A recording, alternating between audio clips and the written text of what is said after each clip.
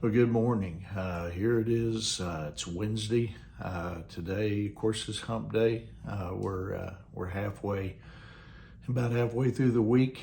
Today's last day of January. It's January the 31st, and it's hard to believe this first month of 2024 is just about gone. And anyway, but I hope you had a good. I hope you had a good Tuesday. I hope that you were able to get some things done. And now it's Wednesday morning, and we have a brand new day that God has blessed us with. We've got the breath to breathe, and it's a gift that He's given us. And anyway, hope that you're feeling well. Hope that you're doing well this morning. Hope you're well rested and ready to venture out today.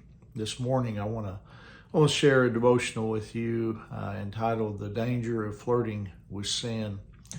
In Judges chapter 16, verse 20, then she cried out, "Samson, the Philistines have come to capture you."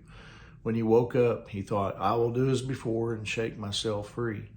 But he didn't realize the Lord had left him.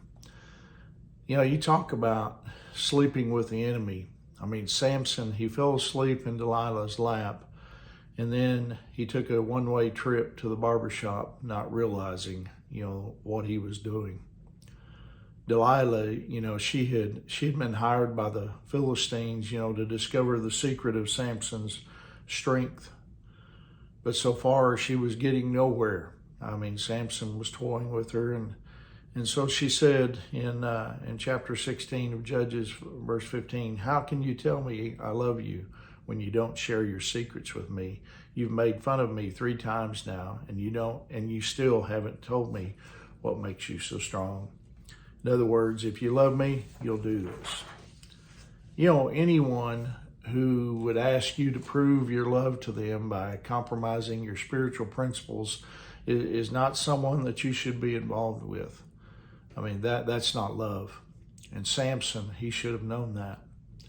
But after a while, Delilah was wearing him down. And the Bible says in verse 16 of chapter 15 that she tormented him with her nagging day after day until he was sick to death of it. Finally, Samson told her the secret of his strength. And this time, when the Philistines came to capture him, he couldn't free himself. This brings us to one of the most, I think, tragic statements in the Bible, and I've already read it at the end of verse 20, in the beginning, where it says, "But he didn't realize the Lord had left him." Samson had not only lost touch, with what was going on, but he had also lost touch with God. The passage goes on to say in verse 21, "So the Philistines captured him and gouged out his eyes. They took him to Gaza, where he was bound with bronze chains and forced to grind grain in the prison." If this were a story, about running a race, Samson, he would have just fallen hard. In fact, it would appear that, he wasn't ever going to, get back up again. And ironically, Samson once had the ability to win the race, but he was down. And it looked as though he was out of the race. This is so typical of someone who has been trapped in sin. Everyone else, knows what's happening, but they don't know. They refuse to listen to the warnings, and they continue, to go down the path of destruction. And then one day they wake up and they realize just how far they've gone. Sin basically, it blinds us, and we do completely irrational things. And that's what happened to Samson. Sin had blinded him. And you know what? The other thing about sin is sin finds us. There may be an initial, excitement, that comes with crossing the line in a certain area. But in Numbers chapter 32, verse 23, we need to be aware that eventually our sin will find us out. It tells us that. Lastly, sin will grind us.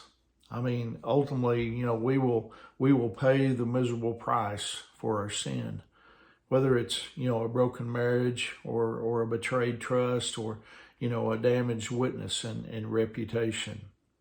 Sometimes we try to over spiritualize things, that have, that have an obvious solution. Sometimes the way of escape is as simple as walking out the door. You see, Samson, he flirted with sin, and ultimately it destroyed him. You see, we need to take practical steps to resist temptation when it comes. It's kind of like what we've been talking about. Temptation is not a sin in itself. Temptation is going to come to us all, probably on a daily basis. It's what we do with it, if we buy into it or whatever the case may be. As long as we resist it, and the only way that we can resist it is with God's strength. And so anyway, I hope that will encourage you here on this Wednesday morning. I hope you have a wonderful day. And remember, Angie and I, we love you guys, and we're praying for you.